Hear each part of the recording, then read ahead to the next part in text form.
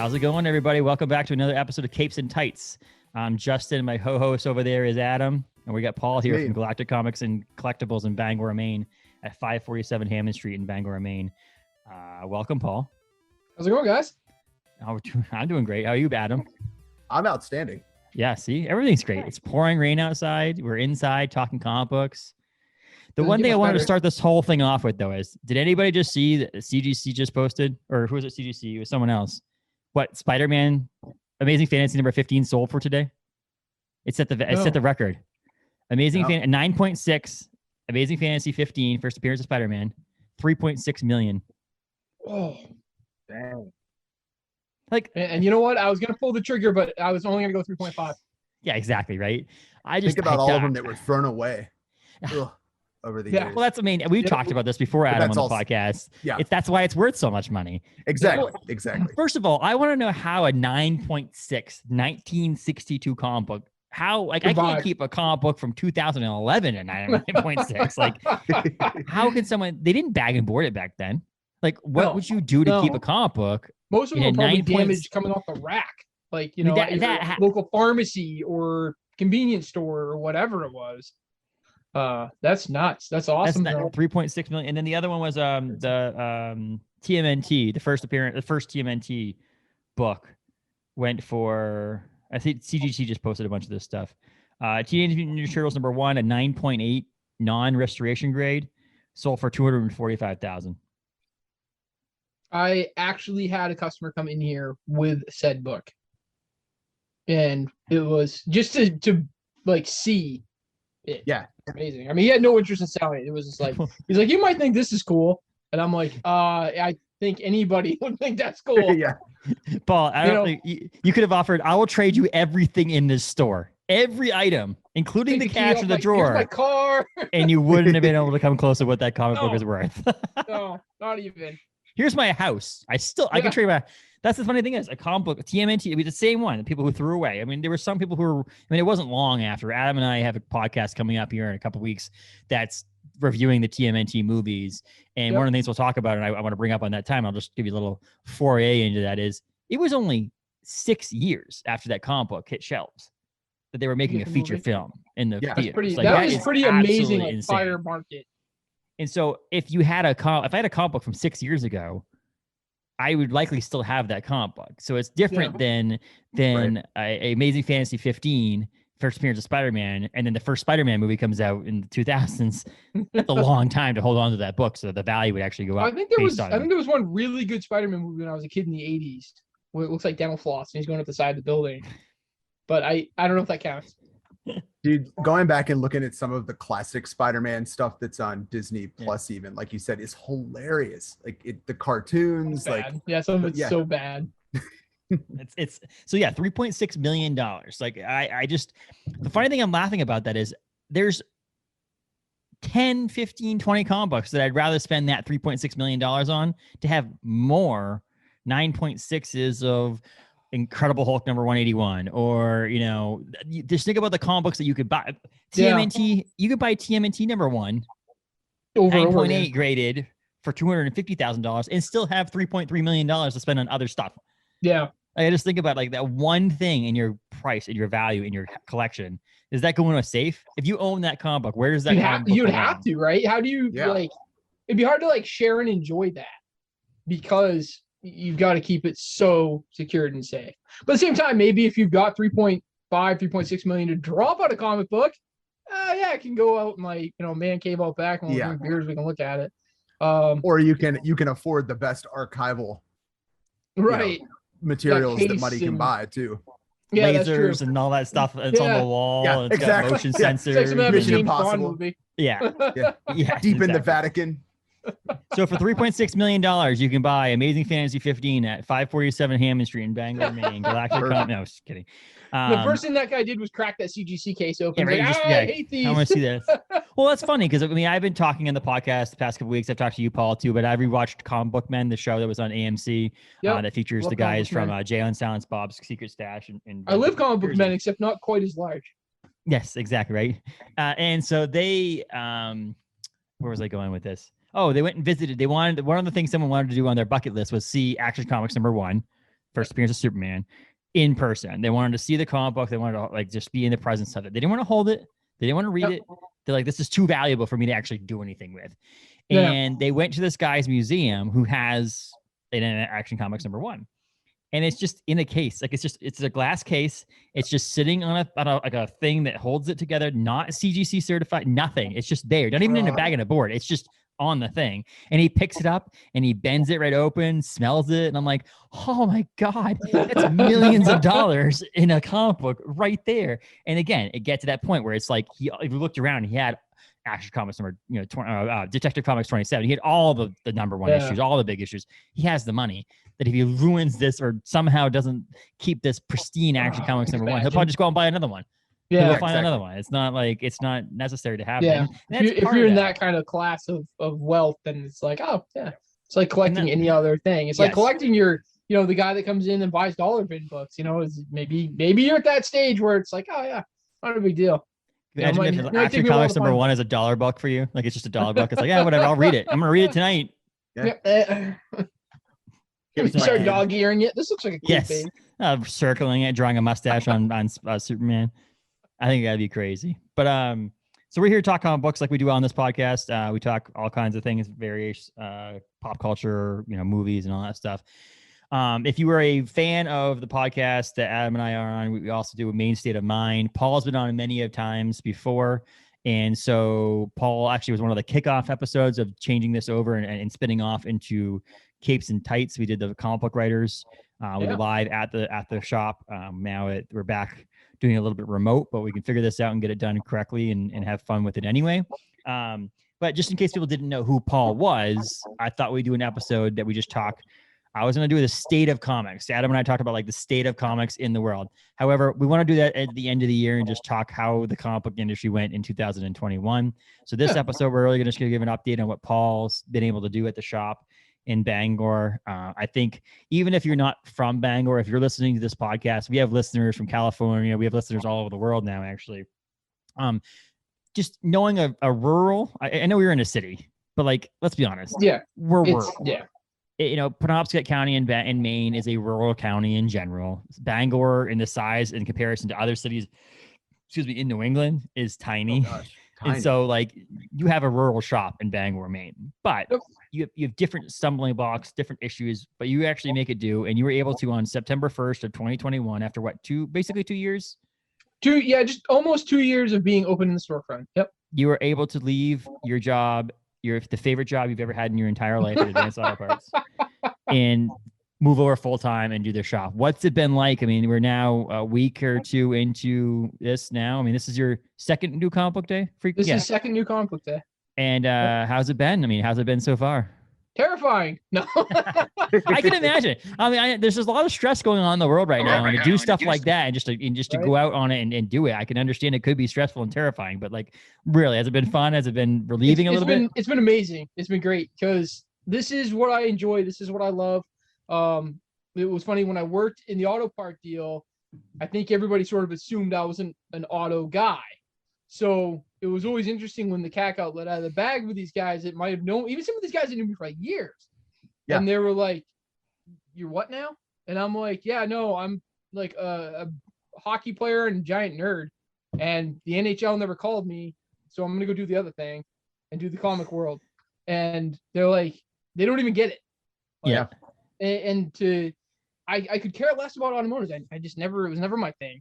So to be able to come in and do what I enjoy every single day is amazing. I come in, I'm my own boss. I'm in the back room right now, and we've been working on kind of like a mild amount of construction back here, trying to get the place set up more the way I want it now, and having time to really start focusing on projects has been awesome. I've increased some of our online presence a little bit, things I couldn't do in the past. We're discussing, Justin, you and I have been talking about ways to get the old point of sale website back up that we used to have, and I'm looking forward to trying to get that rolling.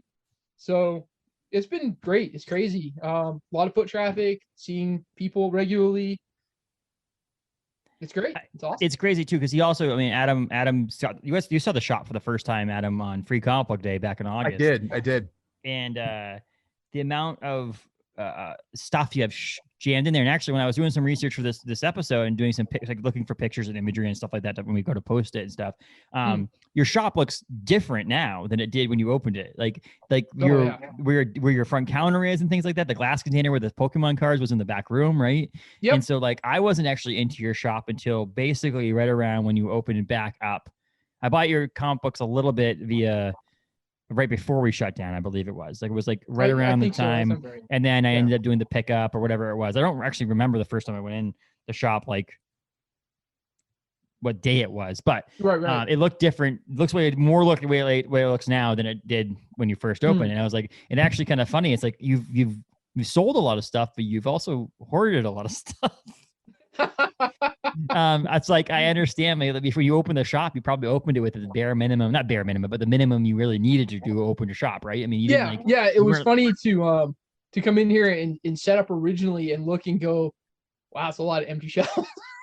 It's a lot of empty space. Like we had all this stuff, and I thought, of course, before I was living out of my home office, which is it's a narrow.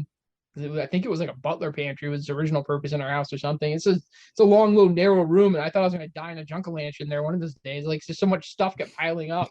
And then when we set it up in here, and the store obviously it's not huge. We're right around 1,000 square feet. But when we first set up in here, I looked around and I'm like, I am never going to fill this place. And here we are 2 years later, and I'm like, I'm going to have to lug stuff home for a while. Gonna have to start rotating things. That's always been my problem with anything I collect is like, I'm always like, some of these one day I'll sell. I never sell them ever. And that's why so kudos to you for being able to even start letting go of them. I feel like that would be hard. Like that's one of those things I always said is like, you wouldn't hire an alcoholic to be a brewer or a bartender because you might do that, but it's like if you're straight up like actual yes, but I'm like an actual like you cannot get up in the morning and all that stuff. You wouldn't, but you'd rather not either hire that or do that. You wouldn't open a brewery likely if you were a full on alcoholic. If you're a collector, it's really one of those weird things that like you can't open a comic book shop really. Unless you are a fan of comic books, if that makes any sense. Like there are some shops, we know some shops that are just have like fallen ass backwards into it, or they do other things at the shop and they happen to sell comic books, but you really have to be invested into comic books. And to me, thinking about Adam and I are working on studio stuff, and it's like, I'm thinking, well, maybe we need to do some construction on some things and, move things around, buy some new equipment. And I'm like, maybe I can sell this. Nah, I don't want to sell that. Maybe I don't want to sell that. It's like, it's the same thing with Kevin Smith in the Clerks movie. It's like, he sold all of his comic books to make a movie. Yeah. How do you go from being a collector to be a seller and be able to move things? Like, I mean, is everything in your store for sale?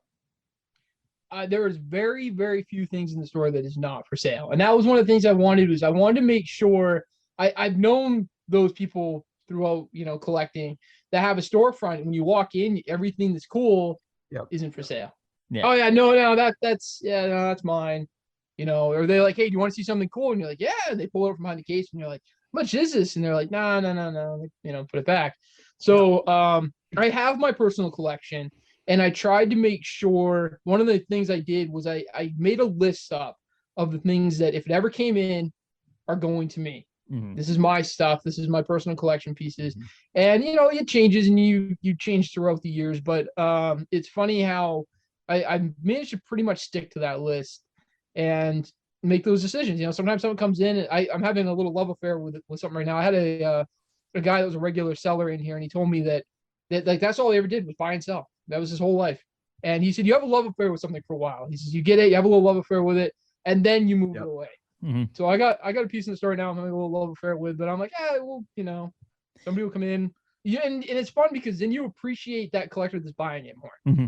Sure. Because you talk to them and you're like, this is going to someone that diehard collects this. This is their thing. So it's cool. You move it along and it's going to like a good home, I guess. It's, maybe it's like what you must feel if you're keeping and like fostering pets and then they're going to a home, you're like, oh, it's going somewhere good. So I guess I might have too much sentimental attachment if I'm comparing stuff to pets. But I think that's what Justin would say. You got to love it like that though, or you're not going to do it every day. Right. If not, then it is work, right? Or you don't have that drive or passion for the items to be able to share with the customers. And that's the thing I wanted to be able to do here was come in and chat with people all day that love the same thing I do. And hopefully, So, I mean, I'm guessing your goal is to the point where it gets big enough that you can not step back to the point where you're at home all day and someone else is running the shop. But it's the idea where you can come in on a new comic book day and someone else is running the register and you're just having conversations with customers and Right. recommending things or showing them things or seeing the family come in with the little kids who's going through the dollar bin books, that you're not just solely answering the phone. I mean, I've been there on a Wednesday when you used to open at 5 and you're answering the phone, you're selling Pokemon cards, you're pulling pull lists, you're doing this, you're doing that. And you're just like, there's like, you don't even have time to breathe. And that was after you working a full-time job over advanced to come in. The benefit is now I swing by on Wednesdays mornings and it's like a couple of people, they come in at 10. Yep. We grab their comic books, we chat for a little bit and I head out and so on. So it's like, it's nice to have that, probably that opportunity to actually do things. I mean, I can think of, Adam used to bartend for OBC and I obviously work for OBC. Can you imagine Adam like coming in at 4:00 and having to just be 4:00 to 9:00 when we're open to be able to do everything you're supposed to do?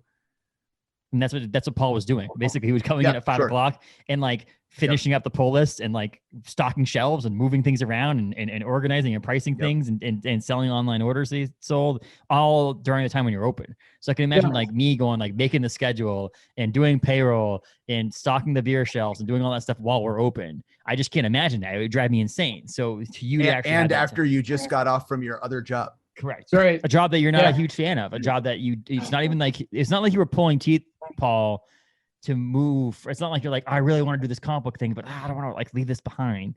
Right. It's the same thing if I were to open my own comic book shop. It's like, oh, I really like what I do right now. So it'd be hard for me to like, it's like, oh, how do I pull away from this thing to do this thing? And it's like, I mean, you were like, I'm doing this because it's paying the bills and I, health insurance and da-da-da-da. And it's like, okay, now when I can afford to do this and we're making enough money and things are going well, now I can actually do what I want to do and have the security. I mean, you have a family too. If you were a single man, you probably would have been doing this 2 years ago. You would have launched it and lived in the basement. And living in the comic book shop. Yep.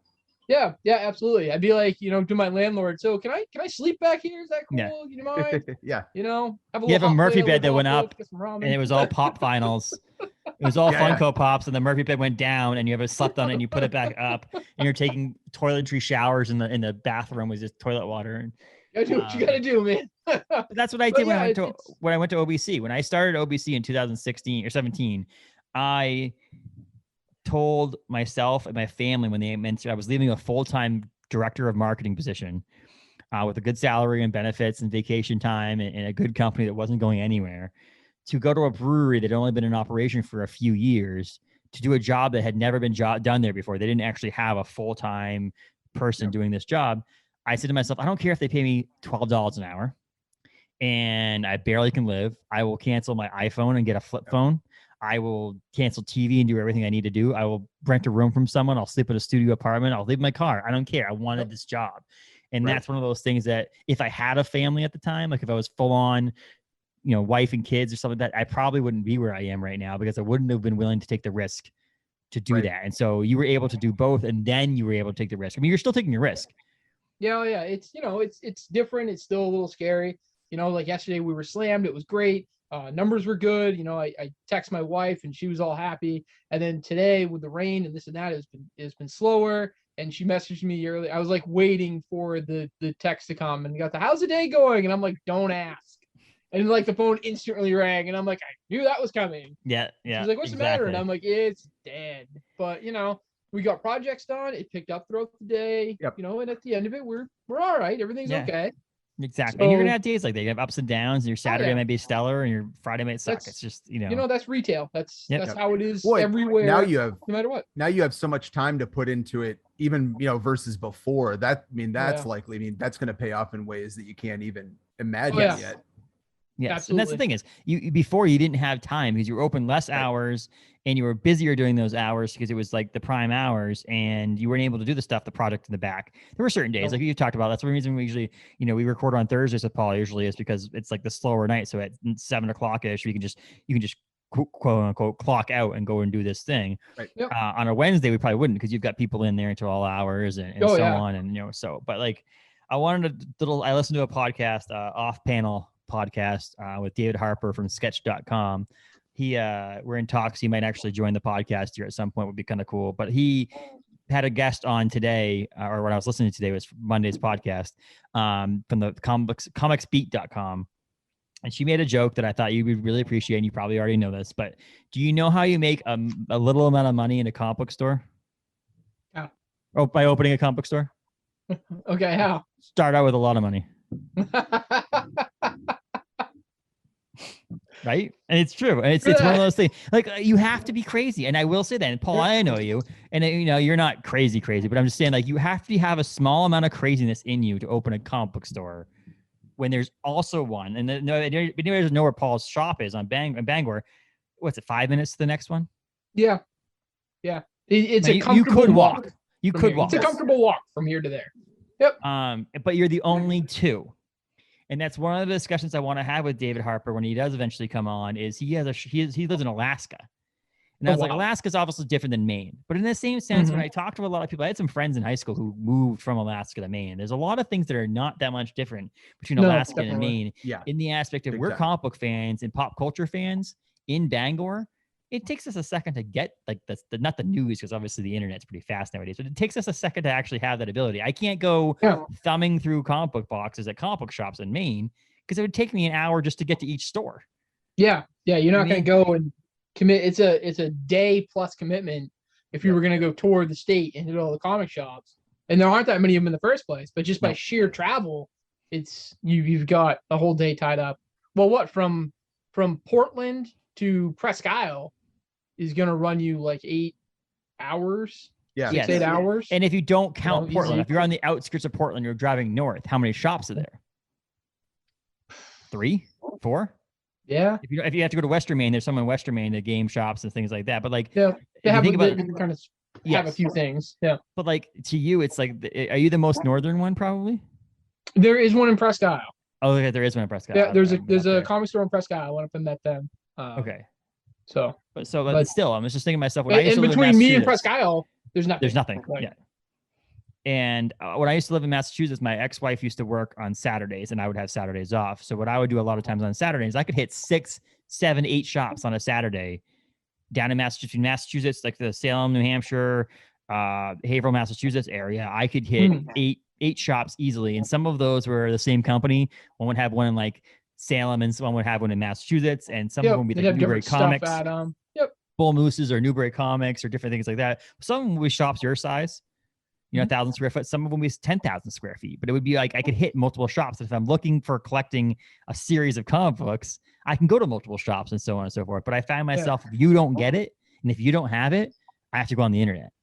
Right. If you can't get it, and I can't find it at your shop. It's like I'm not traveling to Waterville. It's a 45-minute drive that I'm just not going to do.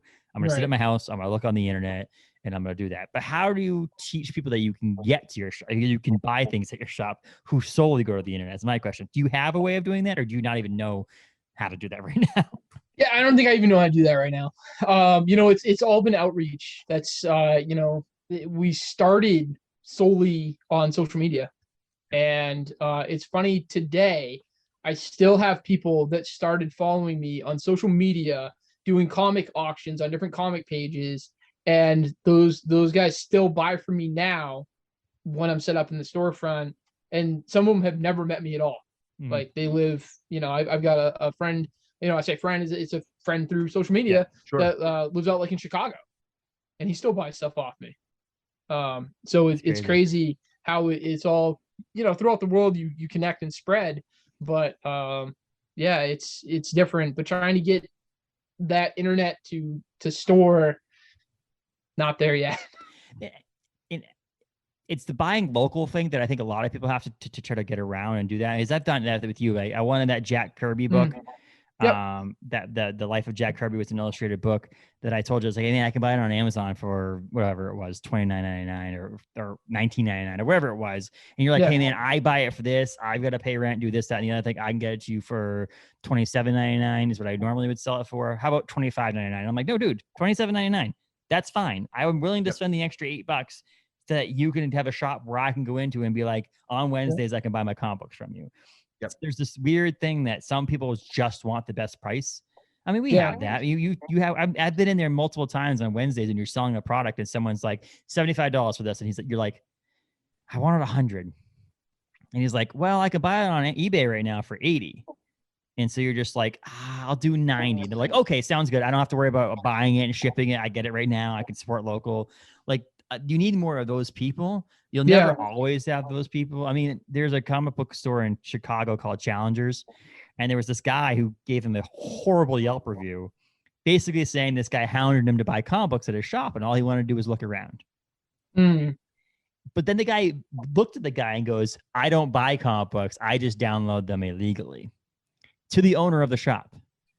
And the guy was like, what are you going to expect? What are you getting from this? Like, what do you, like, what does this do to me? How are you like, okay, cool. Thanks, man. Where's the satisfaction? Yeah. Thanks. Appreciate it. I wanted to find out what the new titles are so I can download them illegally online. I'm like, well, first of all, if you're downloading them illegally online, can't you just Google comic books are available? Right. You just want to get a smell really quick. You want to smell what comic books are like again.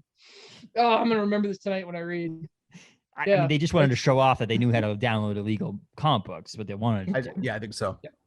But I mean, we all know. I mean, we're gonna do an episode at some point here between now and the end of the year about digital versus paper. Yep. And I do a little bit of both, and Adam does that too. We all know that. I mean, Adam and I are Marvel Unlimited fans and subscribers.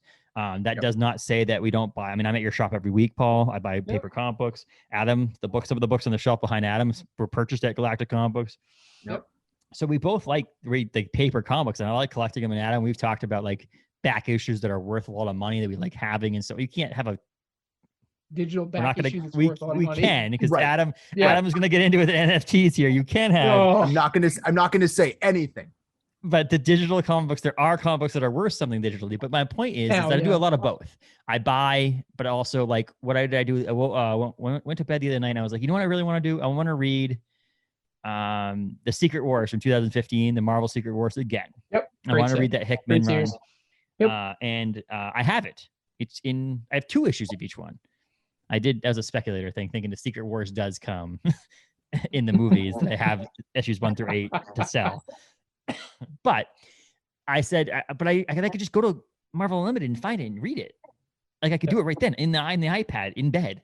I didn't have to go rummaging through my boxes and try to hold up with a light and do it. So there is positives and negatives to it, but like there's nothing better in my opinion than opening a paper piece of comic book. Like it just smells good. Older comic books smell amazing. Yep. I love the smell of older comic books. But also thumbing through it. It's my dad's. He's instilled this on me. My dad still wants video stores to be open. My dad absolutely wants to be able to go to a Blockbuster. I was gonna say, he sits outside Blockbuster, looks through the window. Well, nostalgically, we all want Blockbuster because we miss Blockbuster. Blockbuster was badass. The colors, the orange, or the yellow, and the blue. Yeah, but like my dad wants to go to a video store and thumb through the movies to find the movie that he wants. Like he can't really easily do that. I mean, I know you could search on Amazon and all that stuff, but it's not really the same. You're just flipping through images. It's like scrolling through Instagram. It's no different. It's just weird. So you can't get the same experience. The comic books. First of all, how many comic books are available at Marvel Unlimited? 250,000 or 25,000. I'm not flipping through all those books. Yeah. But like in your dollar bin or your back issues, you see me when you're busy and I haven't got my pull list. I'm like looking through back issues. You can't get experience unless you go into a comic book shop. And I feel like there's something to do, and there's some sort of need that every 45 minutes from someone needs to be some sort of comic book shop, because there's something you get and something about your shop that the community base. We've talked about that before, how much community means.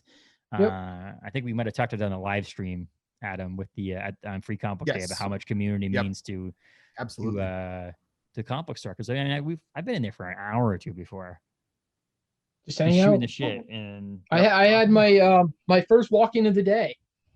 She was here for probably half hour, 45 minutes, just talking about comics and life, and you know, the characters her kids like, and all of this, and you know, that's and she, it's funny because she apologized, like, I'm sorry for being here so long, and I'm like, no, that's what we're here for. That's what this is about. Exactly. You know, come in, hang out, and talk about our passions of what we love, and you know, that's it. How many times have I recommended books to people that they started reading they liked, but at the same time, how many times have I had books recommended to me that I go start reading because of it? Mm-hmm. You know, you got to have that. So that's what we want.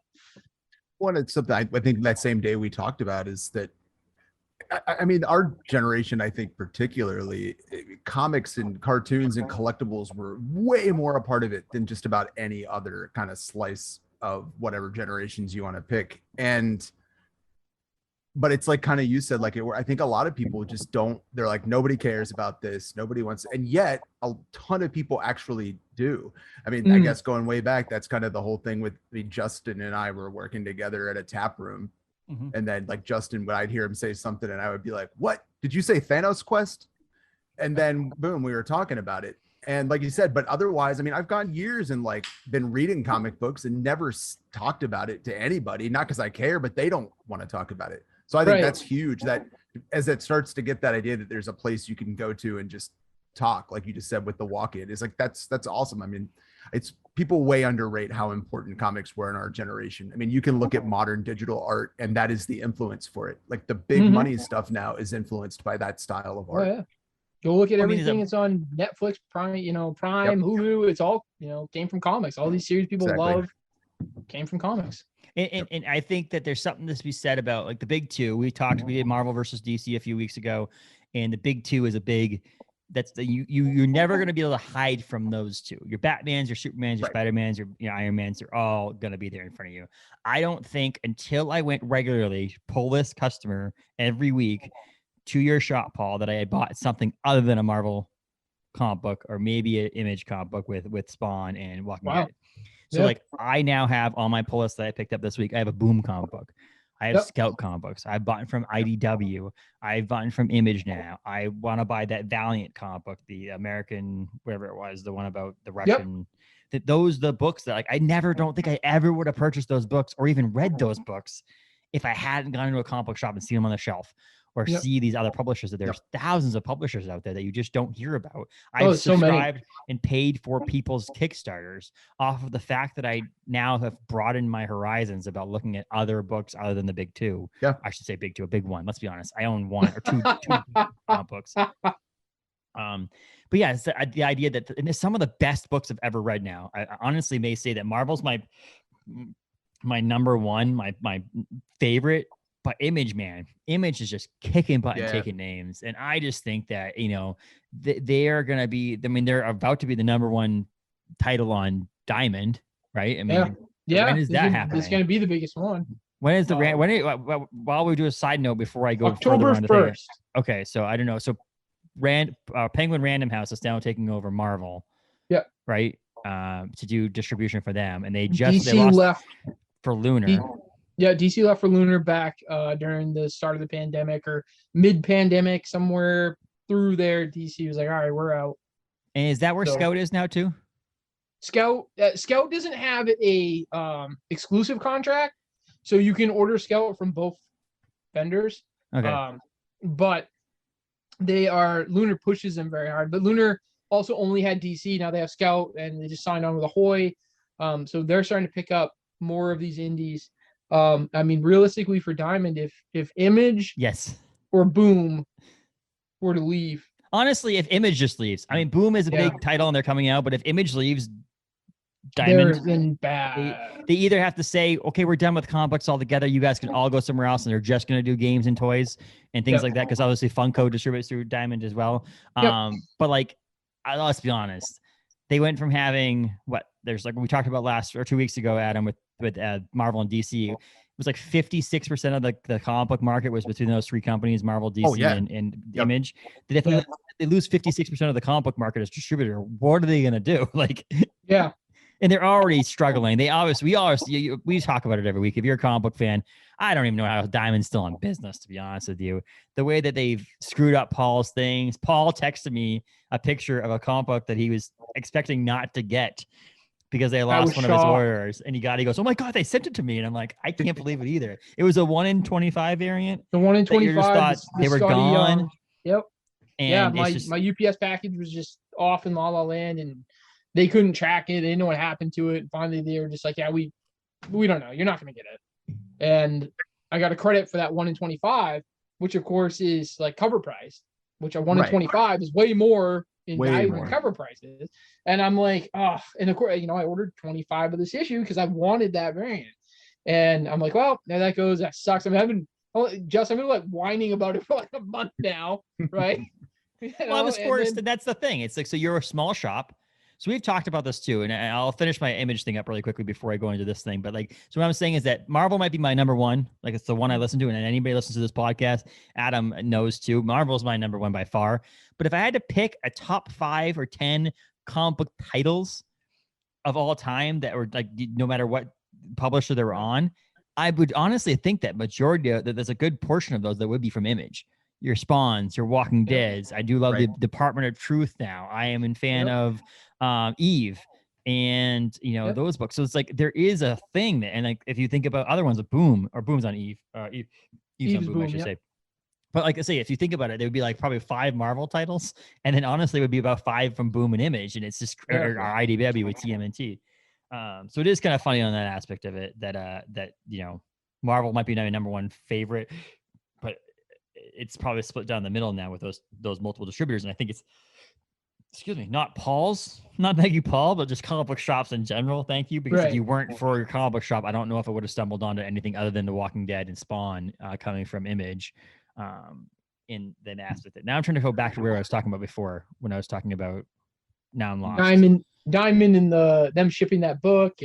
And the fact that you're a small shop. Yeah, we've talked about this before when we go into shops. That Adam, if you wanted the 1 in 25 variant that he had, and I wanted the 1 in 25 variant that he had, and Paul's a big Scotty Young fan, he'd have to order 75 books to get 3 of those titles, and he's not ordering. I mean, the only time you said it was about 96 or so copies of King Spawn you ordered. Yeah, we went through about 96 issues of King Spawn 1, and that's a big order for you for that one. That's huge. That is now the largest single title I've ordered. And so for a small shop like you, which was my number one. And it's a small shop like yours is that's what you have to deal with. And that's the thing. And so some of these 1 in 25 variants in the local market become way more valuable. Right. If you're trying to sell it on eBay, it's no different than someone who got one in New York City. But with your shop, it's like 1 in 25 is not, you don't get 1 in 25 variants often. Yeah, you're not going to find special requests. You get your 1 in 10s, your 1 in 7s, your 1 in 5s. I've seen those. Yep. We haven't seen a freaking black and white Spawn cover in a while, but I think it's just because they're not making them. They're just not making them, yeah. But yeah, the idea that I can't. So Paul and I talked about this here. We're big Scotty Young fans. Adam, you know that too. We've talked about that. And he came out with the Me You Love in the Dark, number 1, and there was a 1 in 25 variant. And I was like, Paul, are you gonna keep that, or am I gonna be able to buy that? And Paul was like, well, I ordered 25 copies so that I can get the copy. Like he wanted that issue. So then I was forced to buy it from a different store, which again, I don't feel bad at that point. If we've talked about this or we had a discussion from my comic book shop to me, and I decide that he doesn't have the comic book that I want, I'm just going to find it. I'm not going to stress over the fact that I shouldn't buy it somewhere else. So Midtown Comics is a place that I go a lot when Paul can't find it. If he can't find it, can't get it, and they have it, I'll buy it from them. And so I was able to get it. So I was rubbing it in Paul's face for like 2 weeks. And I was like, haha, you lost your box. Here's my copy. And then he got his the other day. And I'm like, God damn it. Now I can't rub this in his face anymore. But yeah, so it's like one of those things about being another small shop is those kind of stumbling blocks too, that like someone wanted the 1 in 250 variant of Spawn. Yeah. Yeah. The King Spawn, which like I said, it was annoying the way the King Spawn dropped because I would have obviously ordered 100. And by the time I got done doing the math, because of the title releases of them, the way they released the covers, they released 4, close the order, and then post that order said, oh, you know what? We're going to drop 3 more covers at you. And you don't see what you'd ordered previously. You get the whole math on it. Cause I would have been like, I would have obviously ordered 100 and gotten at least 2 of the 50 variants. But yeah, I had a customer that wanted the 1 in 250. And I'm like, there's like no reasonable way I can pull this off. Like you got to buy all 250 copies or so say you buy 100, you have to buy 150 copies more. Yeah. To buy that extra variant. Like I can't. Right. What would I do with them? Like they'd be everywhere. Like free comic book day for the next 10 years. Here, have exactly. King Spawn. And here's the deal, Adam, and I don't know if you know this or not, but King Spawn, when it came out, it's a new series, number 1. It's a $6 comic book too. It's not like a $2.99 like Spawn's been for years. Right. This is twice the value of it, or twice the cost of a normal Spawn comic book. And so like 250, and those are the ones that Spawn or that Todd McFarlane signed at and had CGC certified and watched him sign them. And so every one of 250, their serial number, he will never sign anymore again, all that stuff, which we laughed about the other day. Yesterday, Paul and I laughed about it because if you're only signing them now and you're only signing the ones that are coming out now, you saying you'll never sign them again doesn't make any sense because there shouldn't be anything on the market that's not signed. Right. Are you gonna take your signed copy to get it now. signed again? Like, you know what I'd really like to do is get Todd McFarlane. I'll get Todd McFarlane again. Yeah, I'm gonna be the one person with double sign in his blood. Sign it in his blood. Could you spit on it, please? I want to have some of your spit so we can maybe someday clone you. Somebody's got to sign in blood. They're doing that now. Tony Hawk put his Tony Hawk skateboards. In the paint or something. Well, it did the Kiss thing years ago. They put the Kiss blood. That's gonna be one of those weird things someone should write a comic book about how it's post-apocalyptic, but they're regrowing human beings off of that Marvel Kiss comic book with the DNA that was in the comic. The DNA that was in it to bring everybody, or to bring people back. Kiss and Tony Hawk and Todd McFarlane. That'd be it. Oh yeah, there you go. Oh God, that'd be a weird freaking world we live in. Then they repopulate the world. Oh, terrifying. Well, Tony Hawk is the baby out of all of them, like the innocent one of all those. Because Kiss is like devil music, and then you got not anymore creator. Yeah, exactly. He's in trouble. Who, Kiss? No, Tony Hawk. Oh yeah, Tony Hawk. Yeah, I know. He's a piece. I still love the fact that people will take a picture of him and go, "Hey, you look like Tony Hawk." Oh yeah, his Twitter's hilarious. It's so funny. Like, hey man, you remind me of Tony Hawk. He's like, cool. Take a picture and move on. Like, it's not like. But Paul, I mean, we focus a lot on this podcast about comic books, obviously, but we're more of a pop culture comic book show as well. So you obviously sell toys and collectibles and things like that. But do you think comic book industry and the ability, even for you to open a shop, is thankful because of the movies? I think that's a huge thing. I think, especially the last, I'd say 8 years in there, maybe 10 years. There's been a boom in it of new readers, and it's almost like we recreated the golden age of comics that you guys were talking about earlier. You'd go years without talking about the fact that you love comics or read comics because it wasn't accepted. It wasn't something that was around. You didn't know if you were going to talk to somebody else that read them. So with the MCU and the way that's exploded, and now there's so many different independent stuff out there. People come in, for Umbrella Academy. They come in for Lock and Key. All of these different series that are on. I know Something's Killing the Children has already been huge, and they announced that's going to be on Netflix, and I'm going to have an even harder time keeping those in stock. But all of that stuff is created a huge, I think, boom in it. And new readers, different readers, people that may have not been your stereotypical comic book readers now. It's everywhere. It's mainstream. It's pop culture. It's and I guess it kind of created a common language, which is bigger than it seems. But like we've talked about, it's hard to think of it in scale of time. But like 15 years ago in common conversation, if I was like, Loki in Marvel Comics, and people would be like, "What are you talking about?" Now everybody knows what I'm talking about. Yeah, absolutely. Vision, Wanda, exactly. Characters you never even ever think about. Falcon, like no one gave a crap about Falcon. Let's be honest. And now it was a co-head title of a TV show. Yeah. The other thing I will say what brings into is some of these independent or smaller things, comic book shows like Invincible. Invincible came out pre-Walking Dead. So I don't know if a lot of people know that, but like Invincible, the comic book was pre-Walking Dead. So the Walking Dead comic book had not been published yet when Robert Kirkman came out with Invincible. And now it's one of the most popular shows on Amazon. But The Walking Dead has 11 seasons on TV before Invincible even got a shot. And that's what's crazy about it. But the other ones are, and this will be out on Wednesday the 15th, so it's going to be past the actual release. But on Monday, the 13th, on FX on Hulu, is Why the Last Man. I don't know if anybody has seen the trailer. If two of you have seen the trailer for this yet. If you haven't, you have to watch it, because the first 3 episodes dropped on Monday the 13th. And obviously this is recording prior to that, so I'm going to tell you right now, I love them. I'm watching them all on Monday because they are the trailer looks unfreaking believable, and I had no idea that it had to do with a comic book. I was just going to ask you if you read it.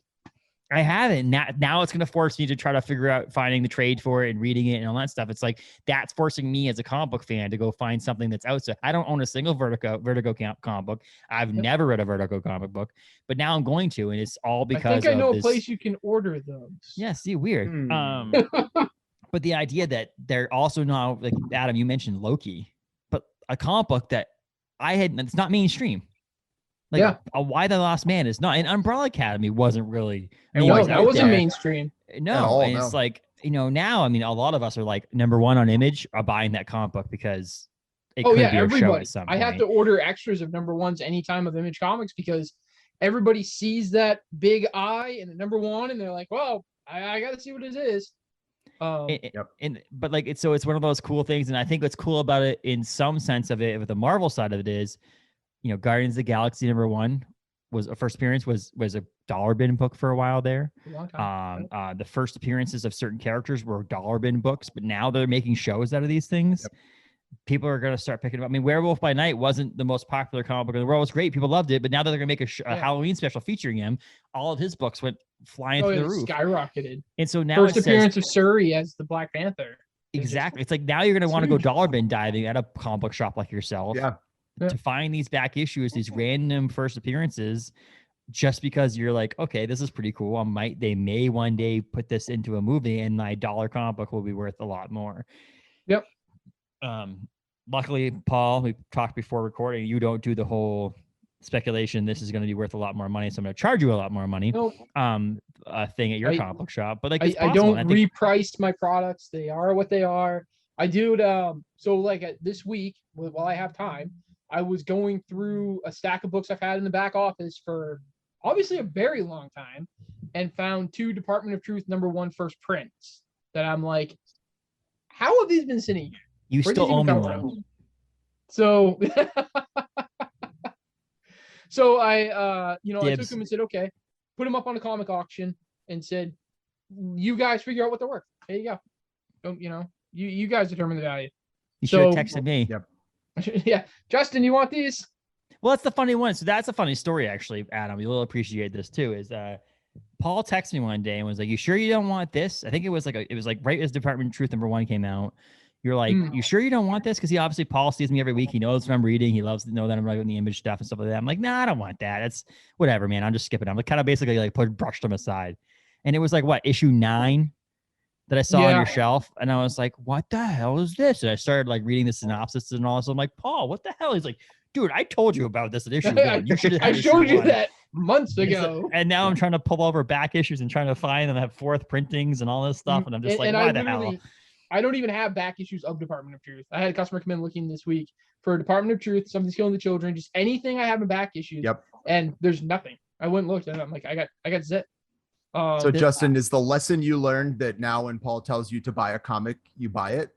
And yes, and that's true. And I say that in a somewhat facetious way. Like, he's not going to tell me to buy something I'm not going to like. He's not going to convince me to buy something that I don't like, but he is going to say he sees a lot more. And I do my research, obviously, for the podcast, but also for personal reasons. I look at what's coming out. And so if I didn't know the Eternals Thanos Rises is coming out next week. And that's a book that I'm really excited for. Anything that has the word Thanos in it, honestly, anything that has the word Thanos in it and the word rising in it or rises in it, it's really good, because Thanos Rising was amazing too. But so good. And so like I was normally not going to buy that issue, but then like, okay, Thanos is in it. I'm looking ahead. So I'm seeing these things, but like a lot of times I'm on Previews World and I'm just looking at titles. And it's like, I'm not actually clicking on. Sometimes I'm looking at the cover of the book, or I search if a Scotty Young cover came out. But a lot of these newer titles I'm not actually looking into. And I think, honestly, missing out on Department of Truth #1 is forcing me to look into some of these extra titles of these other issues that are not just Marvel, and try to figure those out. And if I have a certain budget every week on what I want to spend on comic books, is to try to figure out, do I want to buy this one-off random thing from Marvel, or do I want to buy this Image series that could go on for a while, and so on. And I'm hoping that things like, it'd be great if it was 193 issues of the Department of Truth, like there were for The Walking Dead. Because I'd love to have them all, and so on. So it's pretty interesting to see that those are the things you learn in a local comic book shop. And I think that's what you got out of your shop, is that experience with a person who you become friends with. I mean, I think, like, obviously we're friends and we talk a lot more than some of your people that come in there, but but the truth of the matter is that you have a relationship with everybody who comes in. You can't get that. You wouldn't even get that at a major, like, I didn't have that at Newbury Comics in Salem, New Hampshire. Their comic book store. They sell new comics every week. They are great back issues on there and stuff like that. But like, they probably have 20 employees and they all yeah, some of them might specialize in different things or don't care about any of it or whatever. This is just paying the bills for the night. Yeah. As we didn't want to go too long, but as we get, I don't want to wrap it up right this second, but like as we get closer to the end, a couple of the questions I had that I don't like to actually just do an interview on you, but like I was listening to other podcasts about comic books, and one of the things they mentioned is that the couple of stores that are out there right now have actually don't even put their new release comic books on the shelves anymore, because comic books themselves were the smaller portion of their comic book store, that toys, collectibles, cards, trade paperbacks, manga, all that stuff took over what they had. Do you ever see that having to happen? Not to say like you're saying that they're belittling new comic books, but do you ever see that like that being more of your sales than actually the new comic book day?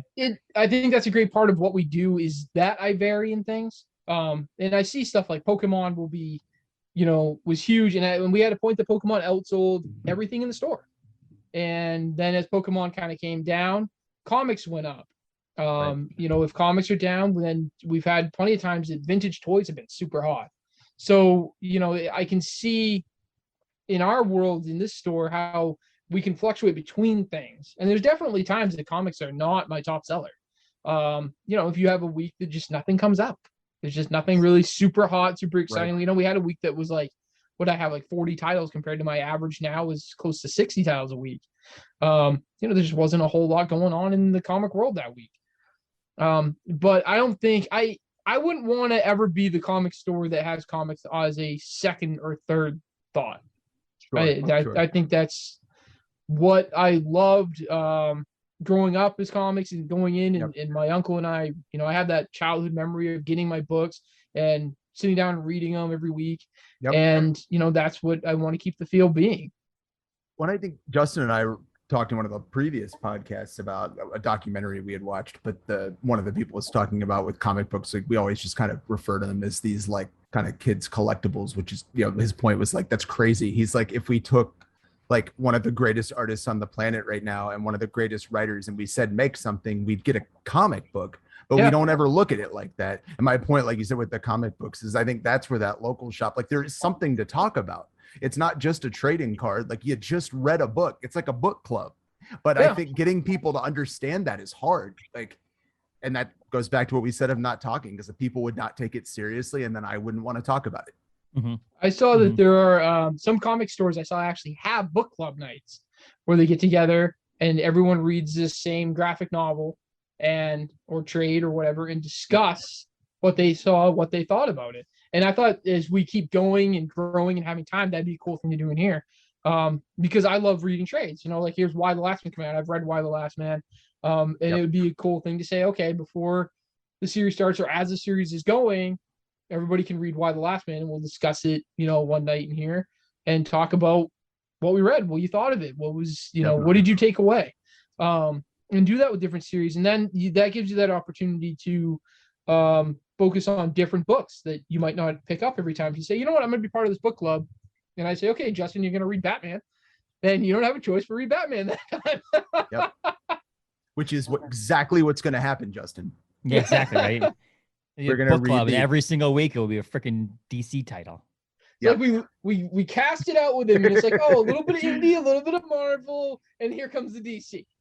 You don't even know what it is until you get home. It's in a brown bag seal. You don't even get to talk about it. You just go home. No, it's a hardcover trade back, and then it's a slip pit jacket on it. It says like, Thanos rising cloud. I'm like, yeah, they open it up and it's Batman Long Halloween or something. Which again, that's one of the ones I wouldn't mind reading.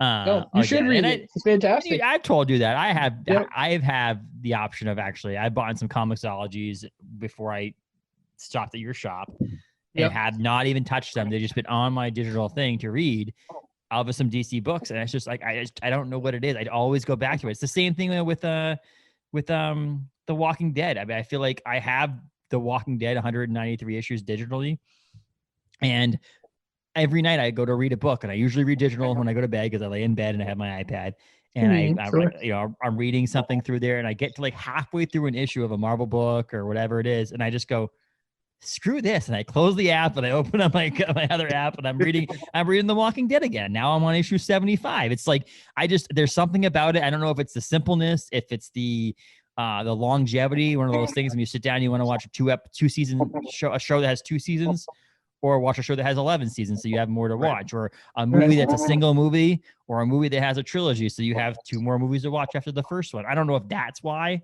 Familiar, you're like, it's like you're going to your friends. You're used to that. Yeah. Yes. So you're going to these people. I told you, I watched the Comic Book Men. This is the 3rd time I've watched Comic Book Men through. It's a show about selling products to a freaking comic book store.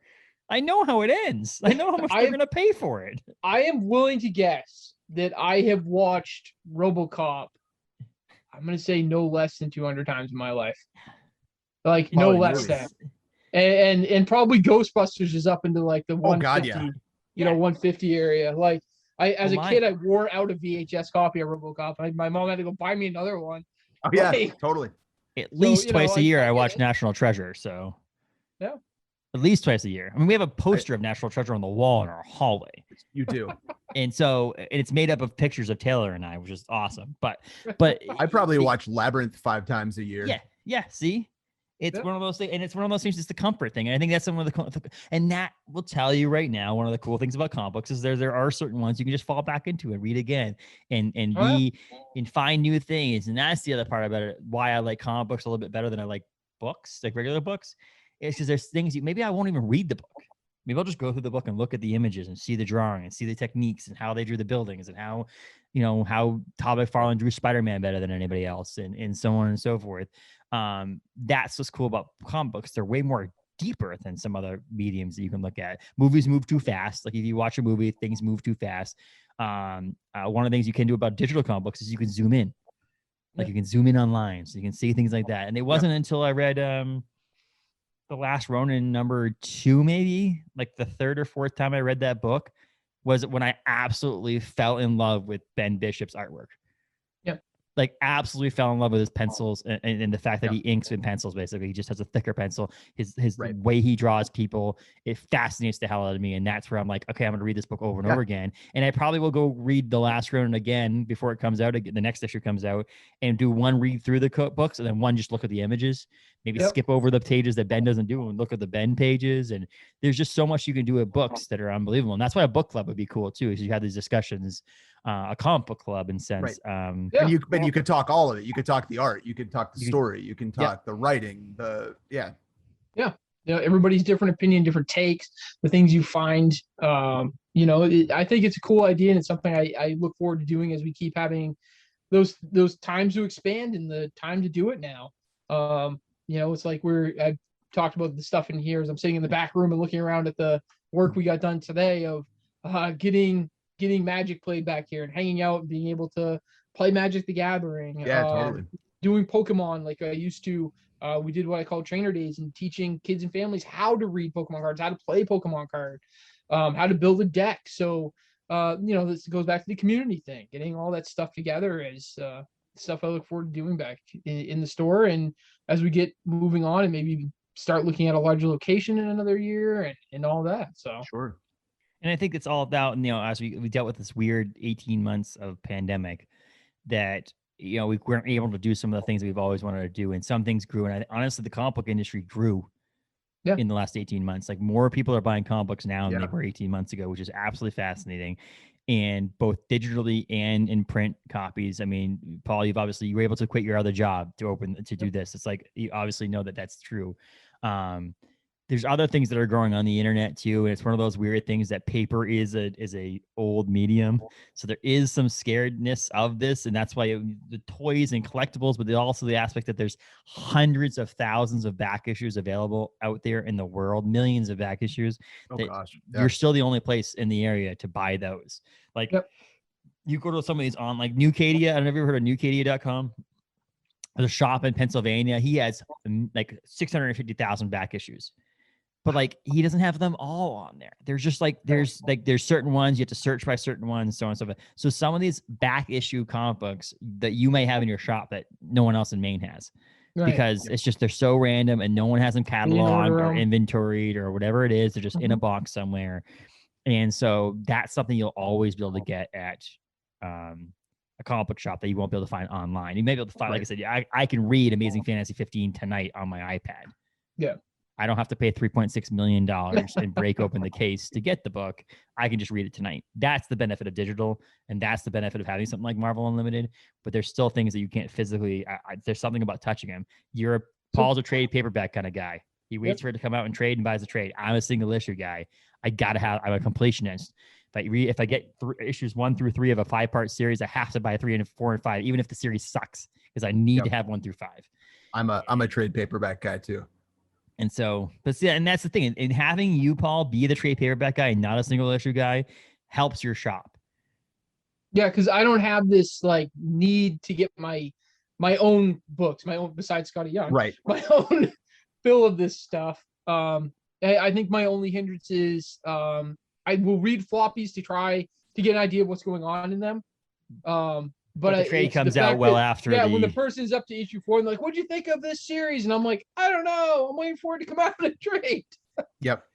But I always keep that stuff on my radar. What is it by reading those first issues a lot is, have what's on my radar. I'm going to keep going on with. As we finish this up, I want to ask a question that's being circulating on the internet recently too, and I don't know if Adam's heard of it, but have you heard of Substack? No. Yes. Yes, Adam's heard of it. Yep. So Substack started off just an email newsletter website that you could sign up for and get email newsletters.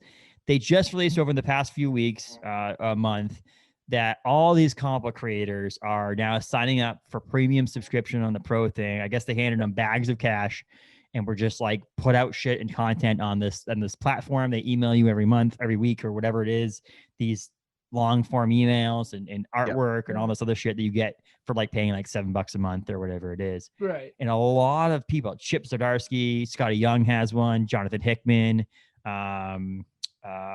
who just did Venom, Johnny Cates and Stegman, they have one. Or Al Ewing. I'm sorry, Al Ewing. Al Ewing's the new one. But Cates and Stegman have a Substack. I subscribe personally to the Scotty Young one, which gives me access to certain things, and he sends me emails.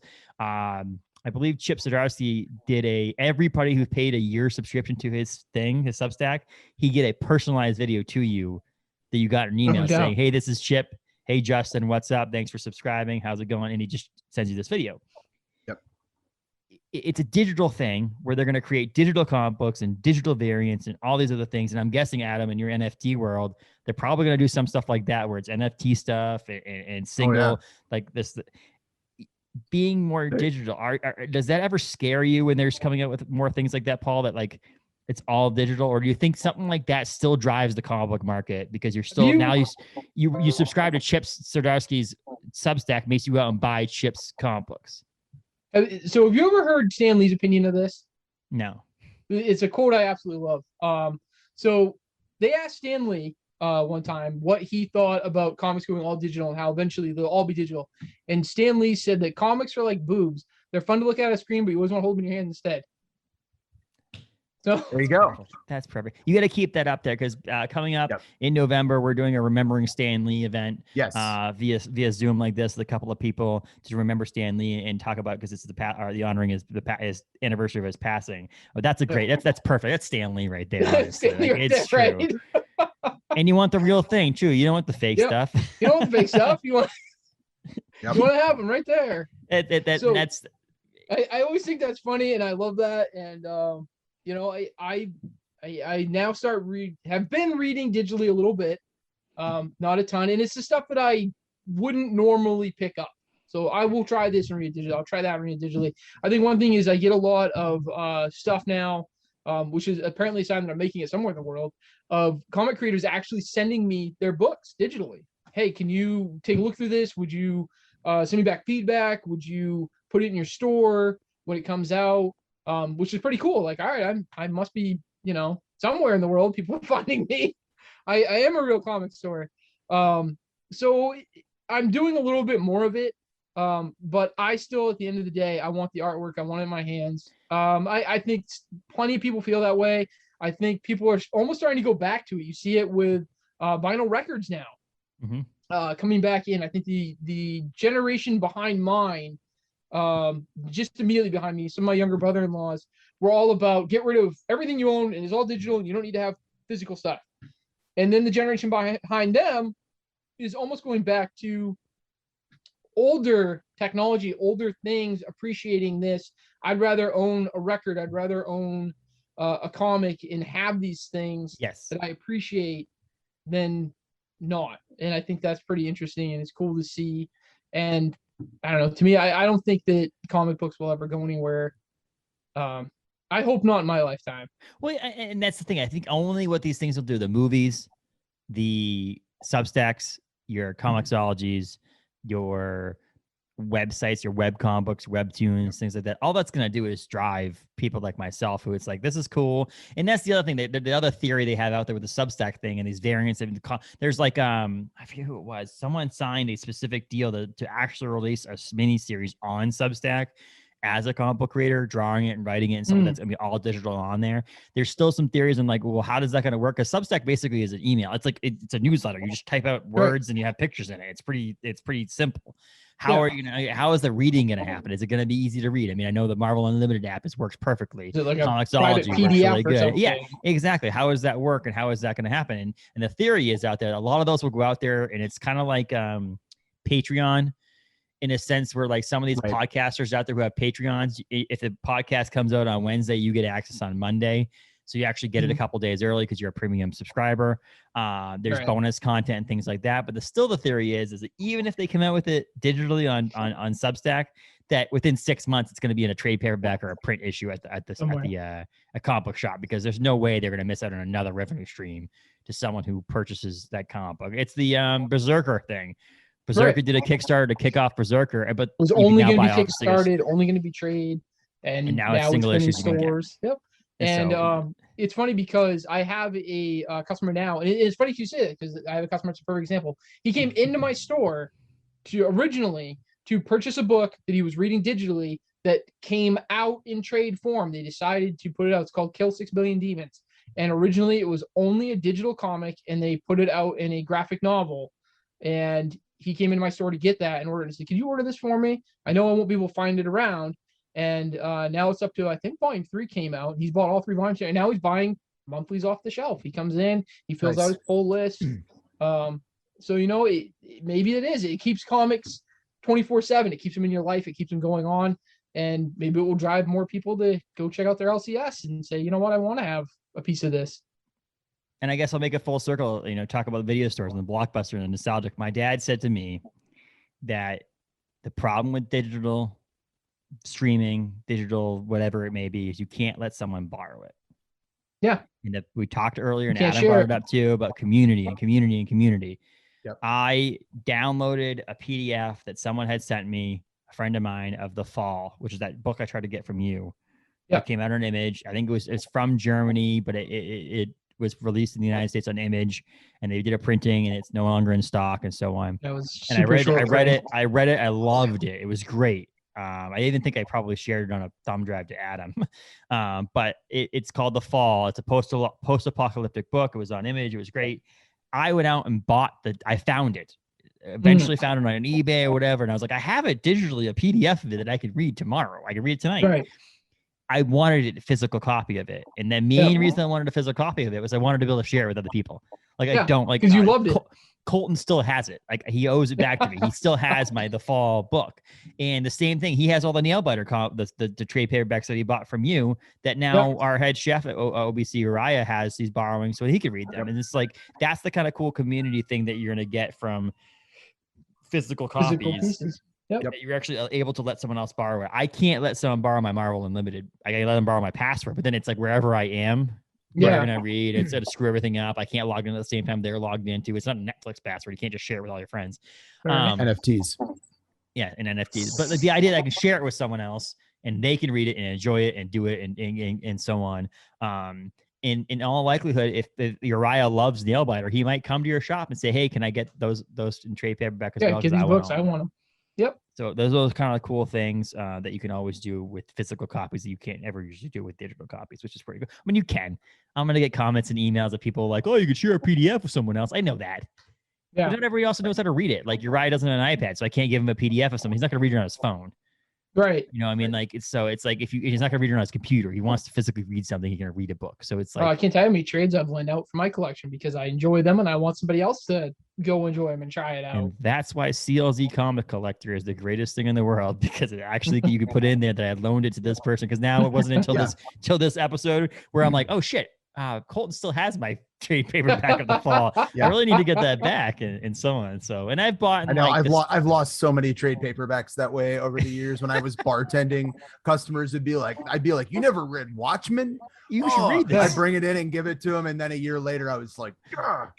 Which customer was that? They don't even come here anymore. I think we got arrested. I haven't seen them for 2 years. I think that person passed away. Sorry. I did that with my Spider-Gwens. I went to my Spider-Gwen shelf. I'm like, where the hell are all my Spider-Gwen books? And I still don't know. I got a couple back from one person, but I'm like, this isn't all of them. And I know he didn't have the rest of them. So who the hell has the first load of them? Exactly. So, yeah. But we could talk comic books all night because we were obviously super excited about comic books and love comic books. But we're gonna wrap this up here pretty much too. But you can go to Galactic Comics Facebook. You're on Instagram. You can email them. You can find the email address on their Facebook page too. It's just Galactic Comics Bangor BGR. Yep. And BGR. You're going to be at the Bangor Comic and Toy Con in October. I am. So I had a couple things in the background. Anybody that's listening can't see. I made the largest action figure purchase I have ever made. Single action figure purchase.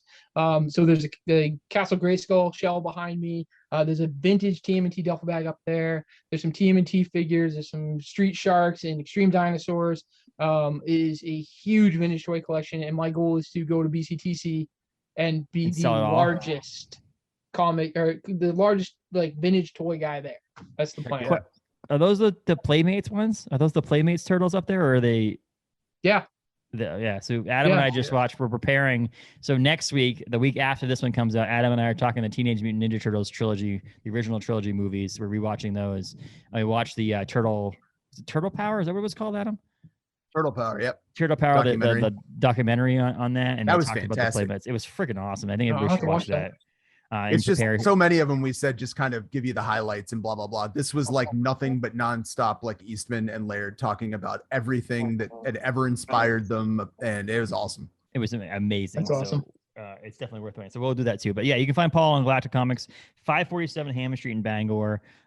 You can go to, eventually there'll be a website soon. We're working on that. But if you Facebook, Instagram, he's on those two platforms as well. And then if you're going to Comic-Con, which if you're in the greater Bangor area, or if you're in Maine in general, Massachusetts, New Hampshire, Vermont, make the drive. Come up, and that'd be October 1st to the 3rd at the Bangor Mall. Paul will be there, selling his action figures. If I don't buy them all this week when I'm there, I don't know. Rooting around there. Don't worry, Paul. That duffel bag looks pretty cool. That duffel bag is sick. Yeah, original art. That's what I've been staring at that the whole time. There's a old T-shirt I hung up on the wall that was actually in the duffel bag I found, and it's an old one I may have even had as a kid that says "I love being a turtle" with Donnie on it. And when I found it's like barely alive. It's like tattered. The kid that had it must have worn the hell out of it. And I put it up on the wall back here because I'm like, that is too cool to not display. Yeah, perfect timing with the new He-Man show coming out with having a Grayskull, Castle Grayskull. Yep.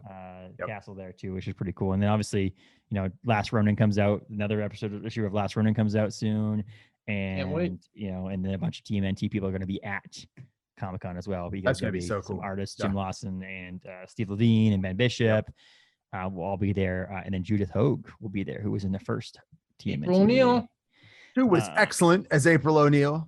Yeah, we had that on huge today. Crush. In the comic shop, you could come in here and have the original Turtles was playing. Heck yeah! See that movie stood up. We're not going to talk about that now. I'm just saying. No, but Turtles 1 was tight. I think I love it even more now than I did.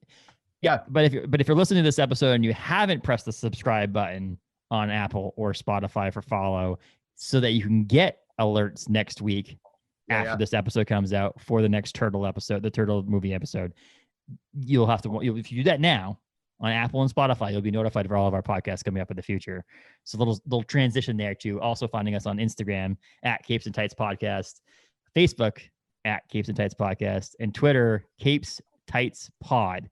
The Twitter one is new. Yes. We're still trying to gain followers there. So if you go there first and see 13 followers, that it's just been created. So don't judge. No, We're still exactly. working on that. But you can also go to capesandtights.com and, subscribe, follow, rate 5 stars on Apple. It helps us out a lot on Apple. So, but Paul, always a pleasure. We'll get Paul come back again. I have a couple of things planned out for Paul. We might do an episode coming up.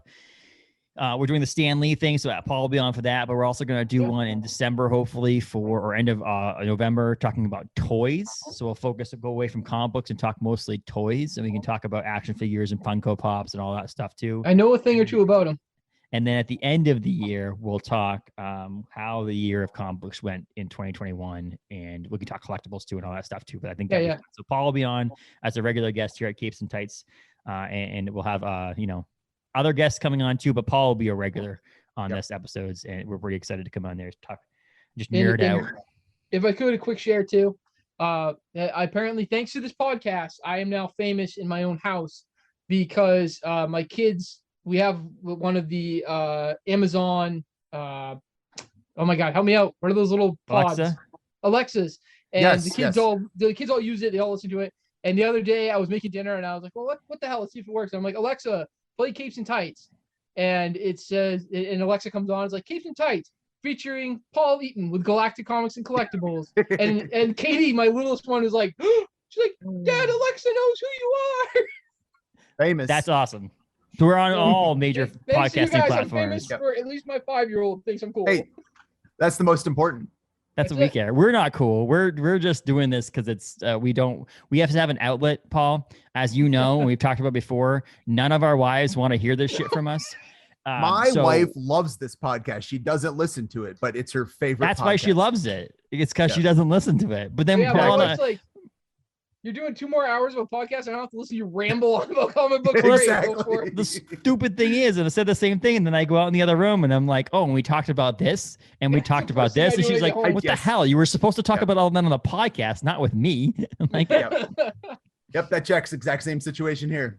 Yep, exactly. So, but we did watch, when we rewatched the movies at TMNT, whereas we're rewatching them, my wife is watching them too. So she's giving us some input on what they believe in too, and that side of it too. So when we talk other things and we'll be reviewing other movies too, I'll be able to give my little tidbits on what the wife says too, because different point of view there with someone who's been, she wasn't a comic book fan at all. Now is more of a comic book fan based on the movies mainly. She doesn't read comics, but she likes the world of action figures and comic books and superheroes. And so the little input from someone who doesn't give a shit is also pretty cool too. Well, it's cool. And it's interesting because your wife is like, you guys are a little, Justin, you're a little younger than I am. Yeah. So my wife grew up in the same generation I did, going and seeing these in the theaters. Yes. I don't think your wife was probably in the theater opening night to see TMNT. No. So it'll be cool to see what she thinks. How did it age? What's it look like now? Exactly. And she, so we'll give a little tidbit. She likes them. She loves them. They're as they progress, obviously, a little teaser. She doesn't like number 3. I can't imagine why. But we'll get into that because I don't think it's that bad. So we'll get into that. I'm reserving my opinions. Next, you're start defending Michael Bay's ones. No. That's why we're doing the original trilogy, because we're not defending the animated CGI bullshit that they came out with afterwards. The suits rule. Paul and I can talk that one always the later. Suits. Yes. Always the suits. Always the suits. But this has been an episode of Capes and Tights. We've been welcoming Paul.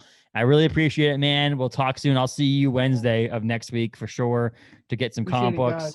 And then we'll talk TMNT next week. So watch those movies in preparation if you want, so you can follow along as well. That'd be really cool.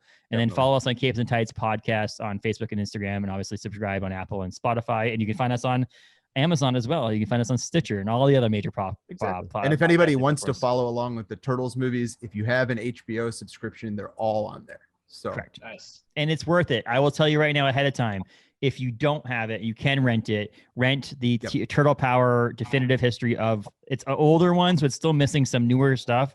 I think it came out probably, I don't even know, 10 years ago, probably. It's not recent. Yep. It's all pre-IDW and so it's really good. So watching that documentary is worth it too. And Paul, it's worth watching for you too, just in general. I'll have to watch that. Absolutely. I love the TMNT when they did the Toys That Made Us. Yes. Or whatever. Oh, that was so good. That was really good. I'll tell you right now, this was better because it's actually Very much words so. from Kevin Eastman and Peter Laird. Like it's words from them and the creator of the animated cartoon as well. The 5-part series that happened pre the Playmate or at the same time as the Playmates toys. So that's pretty cool. Yeah. So That's awesome. Cool. Anything else you got, Adam, or are you good? No, I'm good. That was a blast.